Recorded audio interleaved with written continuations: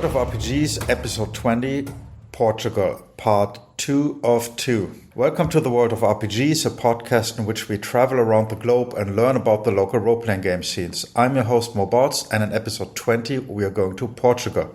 This is part 2 of a 2-part episode, so why not listen to part 1 first? It also includes the introduction. You're good? Okay, then let's get right into it. So in my first 3 interviews in part 1, we also heard about some Portuguese creators. Let's find out more about Games Omnivorous first, whose game The Job, that we talk about in this interview, is being crowdfunded on BackerKit starting April 24th, 2025. So if you're listening to this episode right after it comes out, you can still join in the fun. Hi everyone, my name is André Novoa. I'm a Portuguese game designer and owner of Games Omnivorous, the publisher. And I got into role-playing games back in the day. I'm now almost 40 years old, and I started playing games, 20, 30 years ago. 20, 25, 30 years ago when I was like in high school. I played my share of Magic the Gathering back then. I remember that was the first big game that I played. I also played quite a bit of Warhammer, especially Blood Bowl back in, this was like 20, 30 years ago.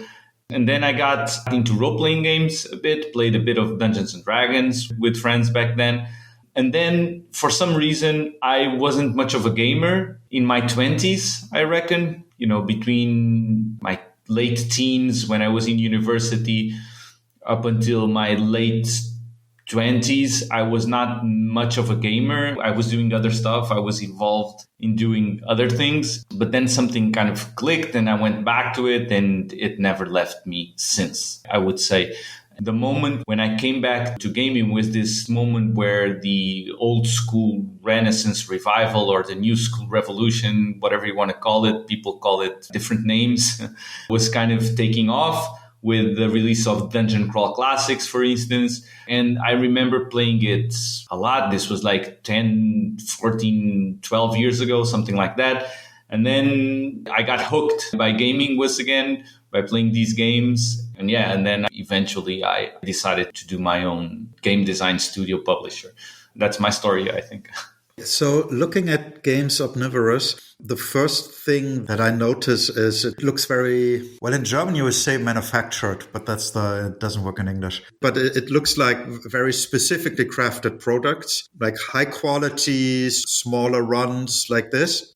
Yeah, very curated kind of arts and crafts kind of like thing, so to speak.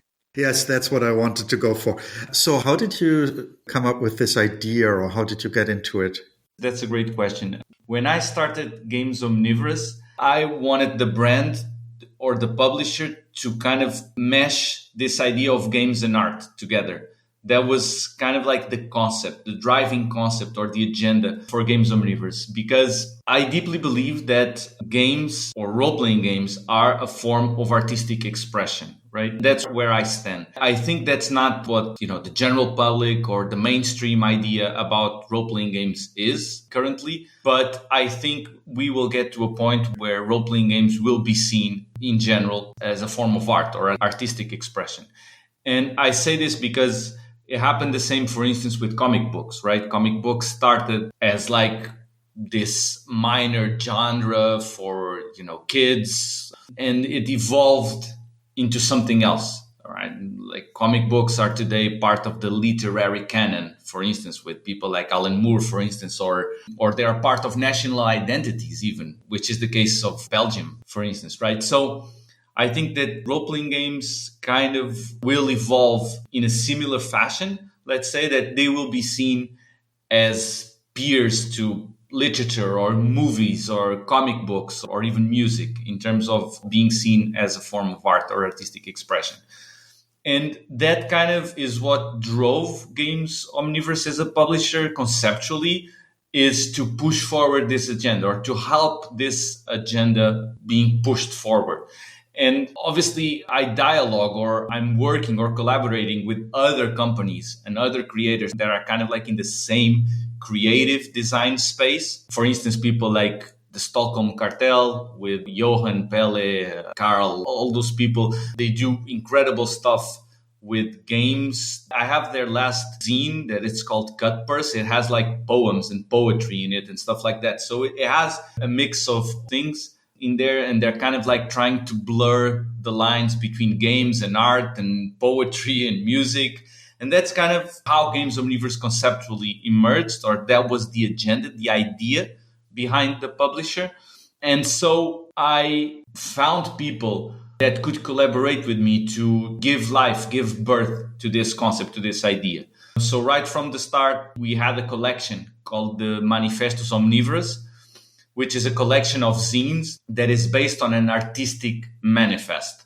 This artistic manifest, we inspired ourselves by classic art manifests like early 20th century futurist manifests or modern manifests. For instance, the Dogma 95, the Scandinavian cinema manifest, which has like 10 guidelines or 10 rules that directors have to abide to. So that was our idea. We created this manifest, and then we invited authors to interpret the manifest however they wanted.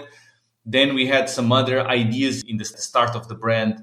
For instance, with music, we did a couple of RPG settings that are formatted like LP vinyls. So the cover of the LP doubles down as like a GM screen, right, with all the information. And then you have a vinyl with the soundtrack for that world setting. Actually, we have 4 releases like this at this point. So the idea there was trying to blur the line, as I was saying, between games and music somehow. And then we had all these, as you were saying, more artsy or art house releases where the product design, the physical format of how we deal with stuff, how we print it, how we try to present games in very unique and tactile and in interesting ways. I think that's what characterizes Games Omniverse as a publisher. So this is where I sit conceptually, how I try to position Games Omniverse, and this is how it emerged and what we tried to do over the last few years. Yeah. Okay, going back to these records. So I'm looking at these on the website. They look like they're related to Merkborg in some way, if that's right. So what kind of music is on them? The first LP we did was called That Robo Jungle. And it's a weird tropical sci-fi exploration with an alien setting, alien robots in like a volcano island with all sorts of weird things happening. And we think the music speaks to that. And we had very interesting collaborations with people from Brazil and Colombia and Venezuela.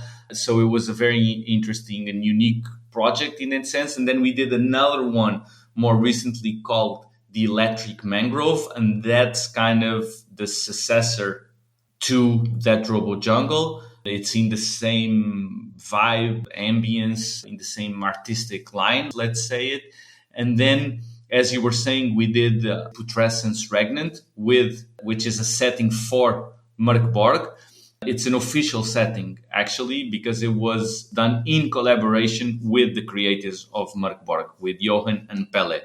So when we first released That Robo Jungle, they were very into the idea, very into the project. And then we started talking and we decided that we should do something like this for Merkborg as well. And so me and my colleague, Manuel Pinheiro here, which is the person that does the music with me, he's a sound designer, musician, and sound engineer too here in Portugal. And he has a lot of experience doing sound design for performance, for theater. So he's really the perfect person to do something like this. So we got together, we did the music for That Robo Jungle, then we did the music for Merkborg, and Pelle and Johan did all the design or the gaming content, let's say.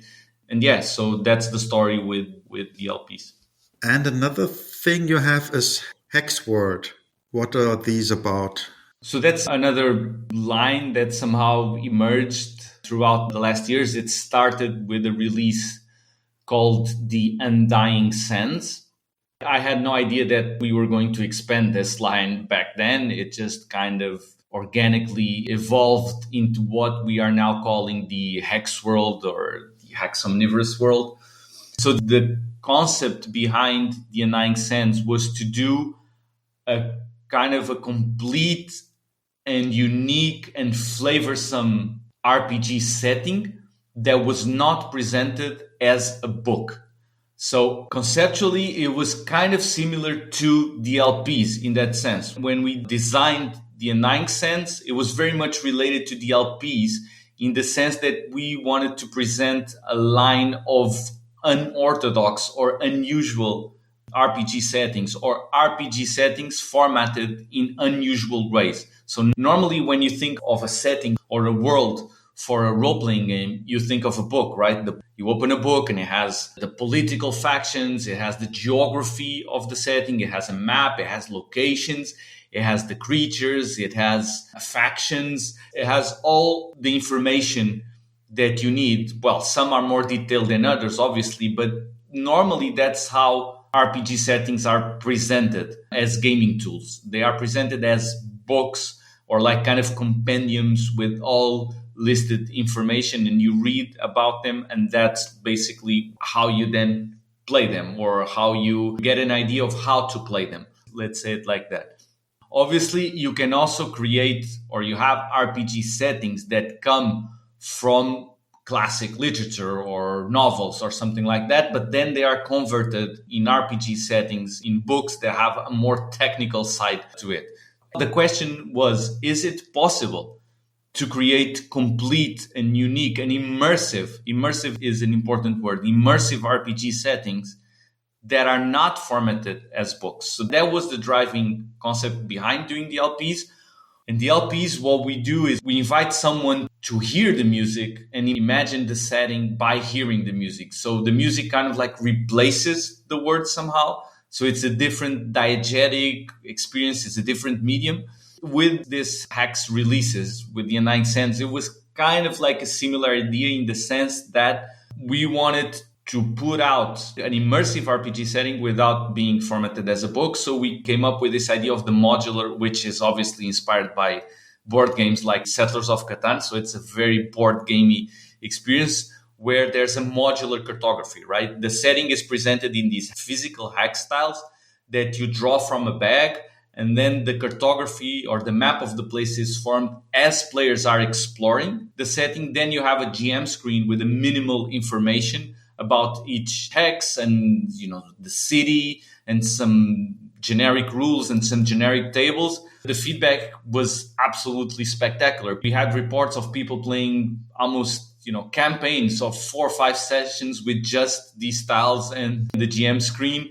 And they reported back that they really felt that they were in the setting. It was very immersive. And this is accomplished by, these tactile, very art immersive pieces. So that was the idea. And then we expanded this line with further releases. So the Undying Sense now has the Bottled Sea. We just finished the Kickstarter for an Arctic ice setting styled in the same way, which is called the Boreal Frostlands. We also had the Hex Scroll Toolbox, which offers 150 of these styles and for the GM to create their own maps and their own worlds in a very simple and low preparation way, where the art, the illustration shines first. Basically, that's the idea. And the Hex Scroll Toolbox was extremely successful. We did the big Kickstarter for it a couple of years ago. And then last summer, we won an Annie Award. We were nominated for 3 Annies with it, and we won one of them. So that's the idea. In the category minimalist RPGs, I guess the most famous one is Mausritter, which is actually a game I've game mastered once, based on the itch.io PDF back when it was new. And there's another, at least one you also wrote, I think, called The Job. Can you maybe say a bit about that one? Yeah, The Job is my latest game. So at Games Omnivorous, about 2/3 of our releases are not designed or written by myself. I'm basically on the editorial direction or the editing, and they're designed by designers from all over the world. So we have Mausritter, designed by Isaac Williams from Australia. We had Vaults of Varn, designed by Leo Hunt in the UK. We had Frontier Scum by Carl Truid in Sweden. The Manifestos Omnivorous collection had people from all over Italy, Canada, Venezuela, Portugal. So there's about 2/3 or even more of the stuff that we have released at Games Omnivorous is by cool designers from all over the world. And then there's a percentage of it with I'm the lead game designer. And the latest one for this was The Job. And The Job is a heist game in the style of classic heist movies like Ocean's 11 or The Italian Job, movies like that. It's kind of like an experiment I did with game design in the sense that it goes into the narrative, emergent fiction, storytelling kind of design space, which is not the case with most, if not all, of our other releases, which are more in the OSR, NSR, traditional space. I don't know how you want to call it, but however you want to call it, that's kind of where we move. What our fans and our players and our readers expect from us is games oriented more or less like that in that space. And The Job is very different. It's a much more a narrative role-playing game or a storytelling role-playing game, let's call it. There's this classic role-playing game theory, which people don't pay that much attention to it anymore. I would say it has been heavily criticized and I understand its limits, but for me, it kind of works in some regards, which is the GNS theory, which kind of separates role-playing games into three fundamental categories, which are the gamist category, which is basically role-playing games where you try to win or you're trying to beat the game somehow. And this style of role-playing game can still be seen today in conventions that like contests and these RPG tournaments where you're actually trying to win and see which group can finish the dungeon. A classic module like Tomb of Horrors would be a very gamist piece, I would say, because you're trying to beat the dungeon somehow, right? And then you have the S in GNS. The S stands for simulationist. So simulationist meaning this is a very particular style of role-playing games where the world is already presented, is already built, is already constructed.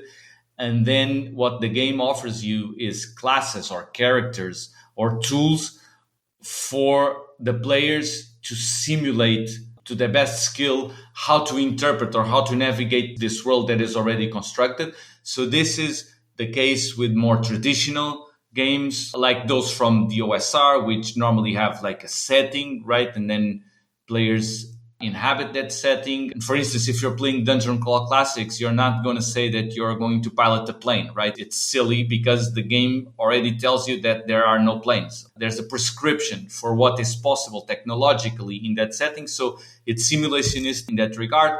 If you're playing a Lord of the Rings game, you're not going to say that you're going to pilot a mech. It's just silly. So it's simulationist in that regard. And then you have the narrative games, which I think a game like Apocalypse World is considered quintessential in that regard, where nothing is really predefined. It's the players at the table with the tools that the game offers that they define what the reality will be. How the game works, it shapes reality as it is played, and it shapes the setting itself as it is played. So it's much more improvisational type of game with much, much broader horizons in that sense. And The Job, so Games Omnivorous and the stuff that I normally play and publish is much more anchored on the traditional, the simulationist, the OSR kind of space. And The Job was an experiment into other game design territories.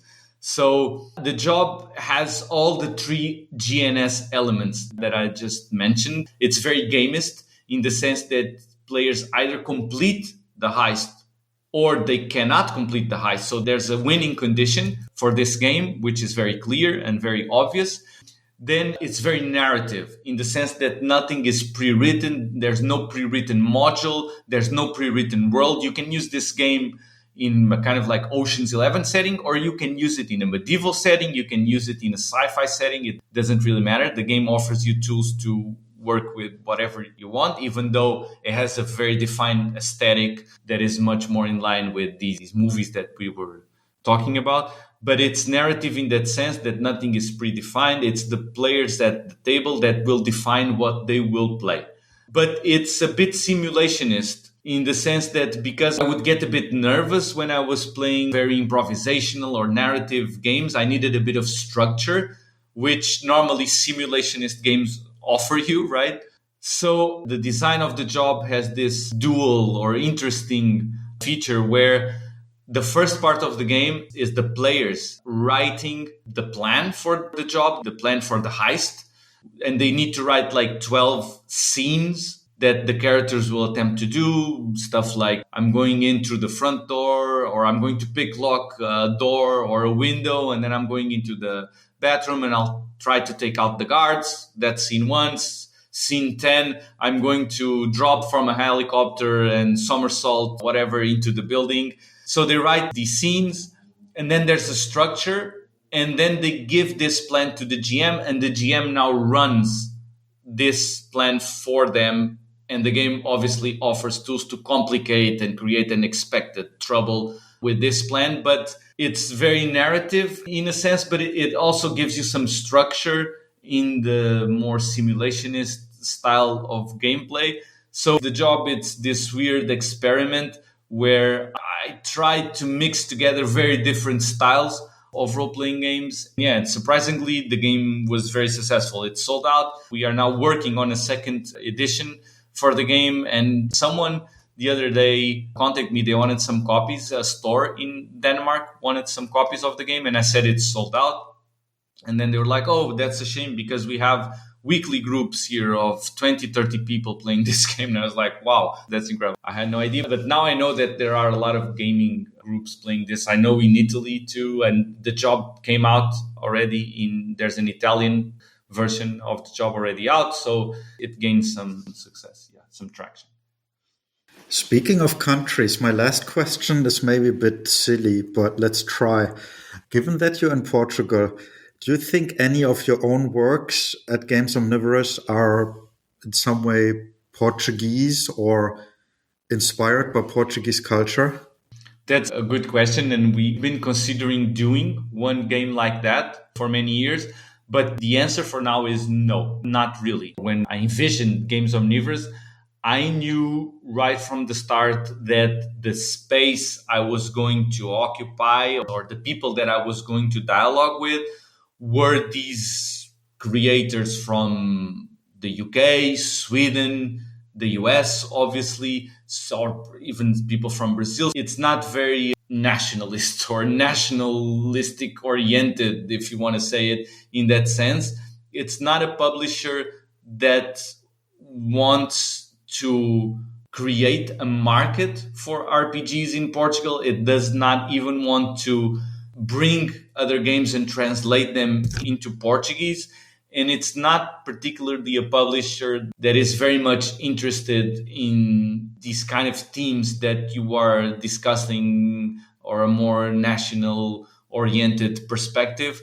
When I started or I envisioned Games Omnivorous, I knew that the space was this international or transnational creative art space within the RPG industry. That's where I wanted to position Games Omnivorous. So the answer is no, but there's something that we have been working on slowly for the past year or so, which is a game based on pagan Portuguese folklore.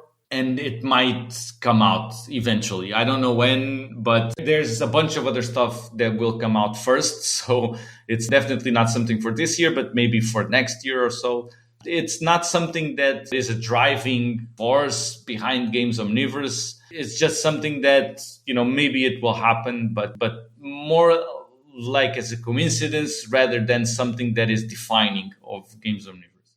I can add something to the conversation, which is the fact that we wanted to position ourselves or occupy a space that is very transnational in nature is also because the history of role-playing games in Portugal is rather thin. There's not much to it. So I have with me, I think, the first book that was ever published in Portugal, which is the Dungeons and Dragons Red Box. The Dungeons and Dragons Red Box from the 90s. This is 93 or 90. So this Red Box came out in the 90s, and it was the first piece of published by a thing called Sociedade Tipográfica, which was a TSR representative in Portugal back then. And then this kind of like is the only element that we have almost for between the creation of Dungeons and Dragons in 74, I think it's 74, up until, I don't know, 2015 or 2016, something like that. That's basically the only piece that I know of, at least, of RPG material published in Portugal. Well, obviously, besides some very smallish things, digital only things, but like in traditional physical format. So the history of role-playing games in Portugal is very thin. The market is very non-existent. It's growing, obviously, now. Gaming is growing everywhere, board games, role-playing games. So now there's a lot of people or more people playing games in Portugal, but the market is very small, is very thin, especially for stuff that we do, which is not all of the stuff that we do, but most of the stuff that we do is very niche and very artistic and it's very experimental. So there's not much of a market for that in Portugal. So when I envisioned Games Omnivorous, I knew that I had to occupy this transnational space rather than try to create a space for this in Portugal. So that was the idea behind the publisher. And yeah, now there's some people doing and releasing RPGs in Portugal, but it's still, very, very small. And I must say that, for instance, at Games Omnivorous, the sales that I do in Portugal represent less than 1%. If tomorrow I never sold again for Portuguese buyers, it wouldn't affect the business that much,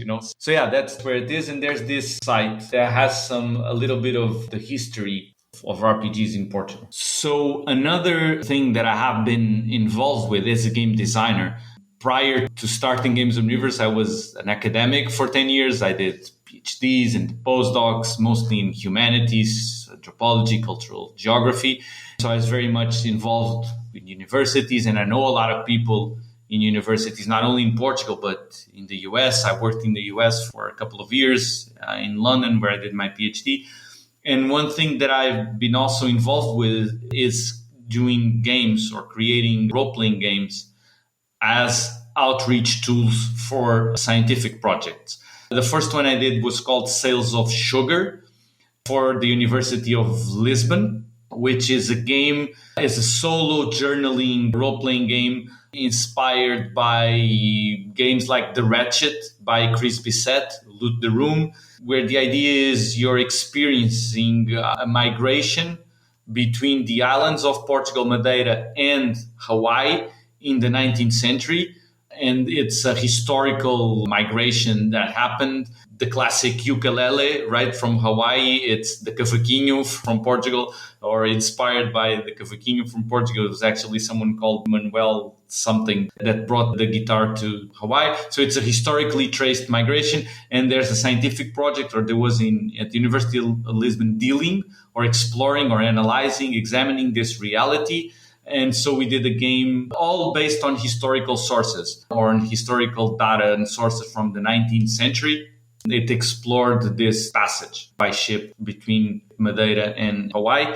And then more recently, I was involved and collaborated with folks at the University of Porto from the Center of Literary Studies to do a game on building a utopian or dystopian community, very much based on games like The Quiet Year or Big Feather and Bone, more of like communal map making sort of game.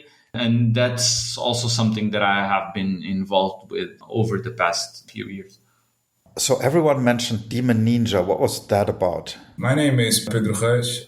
In the context of the role-playing game community, they call me M Solid usually. I got into role-playing games about 25 years ago. It was a pretty classical introduction to role-playing games, playing on somebody's grandfather's basement. We started with the basic Dungeons and Dragons set, the basic box where you get a few miniatures, a summary of the rules, and some dungeons to explore. It was actually a pretty major catastrophe, the first experience, because, well, we had no experience and our dungeon master also had no experience. So it was a bit of a mess, a bit of a confusion, We were not acquainted with the concepts or the rules, and we tried our best, but I don't think the participants were impressed with the experience, except for me. Although it was a big mess, I thought I saw something in a concept that I liked, I saw the potential in the concept of role-playing characters at the game table. So I kept at it. My friends went to do other things and play other games, and I just kept going. I've been cursed with the forever GM curse, so I am one of those forever game masters that can never play, can only game master for others. I have no chance to play for myself, but I kind of enjoyed it and kept going, and have been doing that for the last 25 years. In the more recent years, however, I transitioned to designing. Maybe one more question. Which games are you currently playing? Well, not very long ago, we were playing one that I designed, Radakai, and before that, Tribe 8. I don't know if you have heard of this game called Tribe 8. Yes, I do have the books, but I never had the time to read them. So that game, and I played World of Darkness material for many, many years. Actually, I haven't played Dungeons and Dragons for many years now that I think of it. So lots of stuff from the World of Darkness universe and some less known games like Tribe 8 that I like, and Simbarum, one of the more recent. And now I'm playing Demon Ninja with too many people, so I don't get the chance to play any other game because I'm game mastering for so many people. I have like a full time occupied with that. I don't have time to jump out to other games. They're paused now. Okay, then we could maybe go to Demon Ninja. How did that game come to be, and what is it about? Demon Ninja is a game designed by Disciple Studios, of which I am the main part of, and it was launched on Kickstarter last year. Although it's called Demon Ninja, and the cover is very expressive about that, the book cover, it's really not a game about martial arts and not a game about ninja as defined by the pop culture. So people dressed in black, jumping around on roofs and throwing metal pointy stars or something.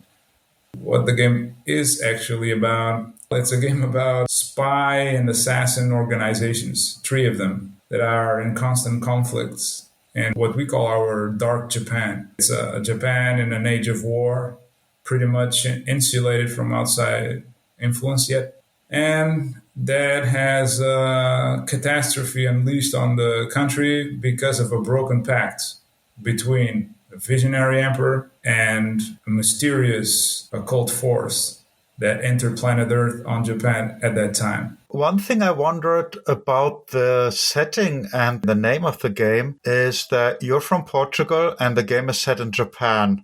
So what was your inspiration to have a setting in Japan, and how did you get the info to reflect Japanese culture? Good question. Let's put it this way. I never intended to design a ninja game. I wanted to design a game about special forces. When I say special forces, I'm thinking like of contemporary military special forces, like the ones we have operating around the world today. That was what I wanted to do many years ago when I started working on the game 7 to 8 years ago. But here's what happens. I wanted to make a game not about heroes, but about players, characters that all have like a dark military past. They have all done things that they're not proud of. I wanted to make a game about this experience of mine of being in a special force. A game about people that are really dealing with a lot of internal demons, of things they did in the past, sometimes very brutal things that they did under orders. So there's no heroes here. This is not a game about 2 samurai meeting in a hill under a setting sun and dueling. There are other games that do that pretty well. I wanted to design a game about that, being in a special forces team and not only facing the outside challenges of the duty itself, but also fighting an inner battle. And I wanted to design a game that answered this philosophical question in practical terms. Is it worthy? Is it righteous to make concessions to evil in order to achieve good? I wanted a game that tried to answer this in a military scenario. And I wanted to create a mechanism that when the characters did brutal things to achieve their goals or to fulfill their orders or to complete their mission, they had to deal with the consequences of that. And I wanted to design a game where role-playing performance would not be judged by only success in combat, but also success in managing and dealing with this dangerous dilemma, not just in the outside world, but inside each character. But as you noticed, there's no mention of ninja in this process. So I wasn't thinking about Japanese culture, or ninja at all for that matter. I was working on the premise of contemporary special forces. What happens is, it came to my hands a facsimile of an old Japanese scroll, which is basically a scroll that founded a pre-war military art school in the time of samurai. It's called a Sengoku period, but pretty close to Edo period. I mean, the age of war in Japan. And I got a chance to read it, the original scroll, and I was so impressed by the contents that I asked myself, well, why couldn't the special forces be set against a different time? Not the contemporary world, but like the beginning of what we today call the special forces, which Imperial Japanese had a big role on it, because the ninja embodies many infiltration concepts that today are common, but back then were really new. So I thought, why not do this game that I want to design, but the special forces will not be of today as we know them. They will be the special forces of another time, the elite militaries from another time in history. And why not Japan? I have Japanese friends and they teach me a lot of things. I just thought it would be a good cross, the original game plan that I have for the project, but doing it in what to a Westerner is a more exotic setting. And also, as a benefit, I add the martial history, the martial component of Japanese culture, which I believed it would be a good aesthetics, also in a good addition, a good complement to this project, if done in this way. If I could cross the concept of military special forces from the West with the Japanese martial traditions.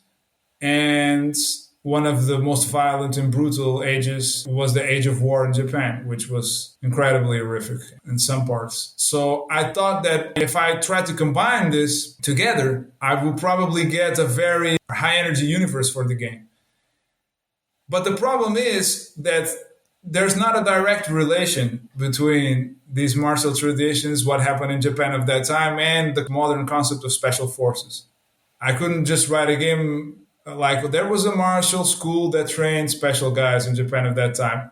So I thought about starting from historical events in Japan that would lead to the need of a special force. And that would be my starting point.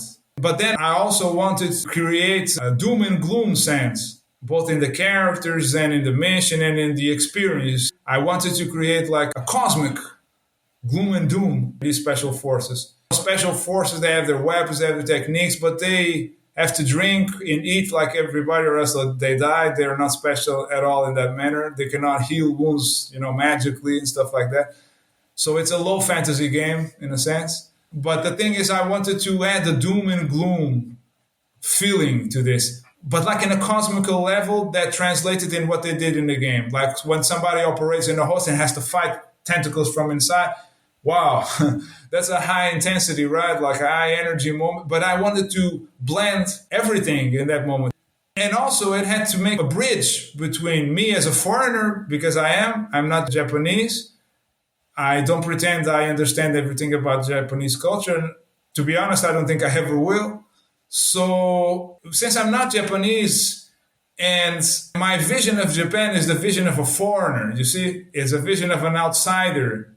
I will never be competent enough to emulate the vision of somebody that was born in that place, in that culture. I was not attempting to build an academically perfect world.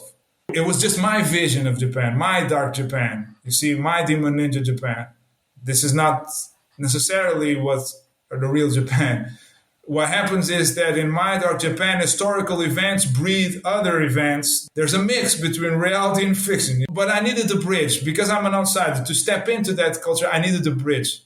And not only step into the culture, but make it darker and make it cosmologically darker and even breeding and reflecting it in an individual player character experience. So I looked in our Western culture for something, some element, some author, some kind of literature or something like that, that will make that bridge. I think I was aesthetically drawn to one of my favorite authors, which is exactly H.P. Lovecraft. His literature helped me a lot to make this bridge. He also has the tentacular aesthetics, that deep sense of cosmological horror.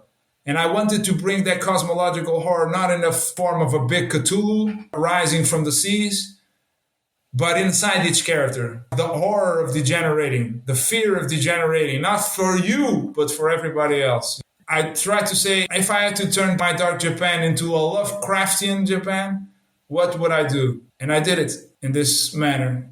This is what led me to Ninja and Japan. But what happens is the Ninja material I had to work with was not what I was looking for. I was not looking for a game of people dressing in black and jumping on roofs. My Demon Ninja called those people Saru, which is monkey. They insult him in that manner. You know, people dressing in black that do acrobatics and throw stars and stuff like that. So there was a lot of influence from Lovecraft and also from movies and TV series. But I also tried to drag the ninja concept back into a 007 and the Dark Japan setting, then acrobats dressing in black or martial artists dressing in black. So the martial arts definitely have a place in the game, but that's not what the game is about. So this was the path that took me this way. What I would say that the defining moment was the reading of the scroll. That's what sparked my motivation to do this. Yeah, that's a great origin story. So I have an observation because I recently published the Spain episode and now I did all the Portugal interviews. And in both countries, Lovecraftian stuff is really popular. Like there are at least 3 Spanish original role-playing games based on Lovecraftian horror.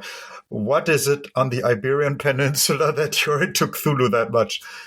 Well, it's hard to say. I mean, I don't know if it has a cultural reason behind it, because H.P. Lovecraft is not an author of our cultural space. He even wrote very racist things about Portuguese immigrants in his books. Sure, not just Portuguese. But for some reason, his writings are very popular here, along with Edgar Allan Poe, which is different, but along with Edgar Allan Poe and others. I think it's because we have this sense of longing, a dark longing. You have to also see that I don't want to get too technical here because I don't want to offend any sensibilities, but you have to also see that we are talking about nations that had empires and lost them. You're talking about nations that, as they lost their empires, in a sense, their world was over. In a sense, the nation continued, but you have to understand that when you have an empire for a long time and then you lose it, that's a pretty Cthulhian thing to happen to you as a nation, you see? And you also have this gloomy music in Portugal, I guess. Yeah. Exactly. Well, we have it because of this, I believe. It all comes back from there. And then there's a guy that writes in this manner, and I think there's probably a remote connection in the realm of feelings, because his style is very different from what we adhere to. But in the realm of feelings, it's not an apocalyptic feeling in a sense of the Eastern Europe. I think your nation is never the same once they lose an empire. And I'm not saying if it's right or wrong. That's not what I'm saying. I'm saying as a collective experience, everything gets dark from that point on for that nation. It gets brighter for those who finally get the chance to be free of that imperial situation. But maybe the nation that loses if that empire, maybe things get darker. And for as much as they never get to be the same. And so there's this guy that writes in this fashion. The nations you mentioned, the Spain and Portugal, these are nations that have contacted with a lot of countries and culture, including Japan. So the thing is, these are nations that went across the sea in a time where that was really dangerous. They went to a process that is akin to encounter an alien civilization, because the places they arrived to were so different from the world that you left. Imagine to somebody of that time entering medieval Japan. It's the closest thing you can get to meeting an alien civilization, right? Because society is so different, culture is so different that you have no points of comparison. And that also breeds the Lovecraftian weirdness of the situation. I think if you ask me, it might have historical and cultural reasons behind it. So thank you for listening to episode 20 of The World of RPGs. The intro music was Battle of the Dragons by Thomas Mutziu, and the logo is by Iber Karakash. A special thanks goes out to all my interviewees from Portugal that helped bring this together. But wait, there's more. You might have noticed that the talk about Demon Ninja was kind of short and didn't even include anything about the rules of the game. Pedro gave much more detail about the setting and rules of Demon Ninja, which I couldn't include in the episode for time reasons. You can find that in a bonus episode, which will probably come out shortly after this one. As always, you can find links to everyone I interview with websites, publishers, actual plays, and much more in the show notes. I don't have any recommendations for now. Please follow and like this podcast on your player of choice or the social media you follow.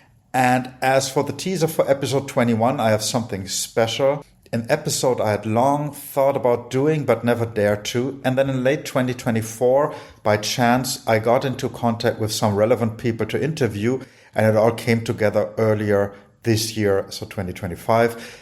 After Europe and Asia, finally a new continent, and it's not what you're expecting. All right, so Migwan sits down at Katuk's computer and begins to violate his privacy. Okay, so we have a 4, a 5, an 8, and a 7. Okay, so you have 2 successes. Because 2 of them are higher than 6. 6 or higher. Or higher. It's a target number, yeah. Okay. So Which 2 is not me successes. being pedantic, it's me just clarifying because that is an important Right, yeah. distinction. Okay. So as long as you have rolled 1 target number or more, then you have succeeded. You have achieved what you have set out to do. Okay. And then the number of successes determines the actual effect. 1 success, yeah. Okay, so after a few moments, Migwan is able to circumvent the rudimentary security systems on Katuk's computer. Right. That's what it sounds like. Right. That's canon. Sorry, Connor. So now you have full access to Katuk's computer, including his personal logs, his professional logs, and access to all of the diagnostic data that was collected.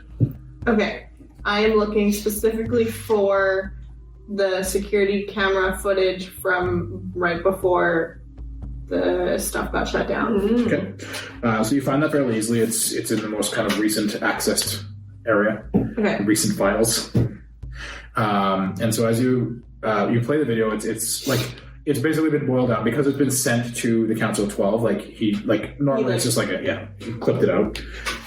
So it's about a 45-second video clip that shows again, not a storm, but just blowing snow and ice from the ice shelf. So the visibility is already somewhat limited. What you see is kind of a large, bulky, roughly humanoid figure that's mostly obscured by the weather. Mostly obscured by the weather, approaching the monitor equipment from a side angle, so you kind of see it kind of coming in, and then it kind of stops in front of the diagnostic equipment, and then wait. No. It does do one of those. No, so it kind of comes in from a side angle and then stops, and then kind of turns his body, and then not quite unnaturally fast, but faster than you'd expect from something that size, basically sprints towards the equipment, and then everything goes black from there. Okay. Wow. Weird.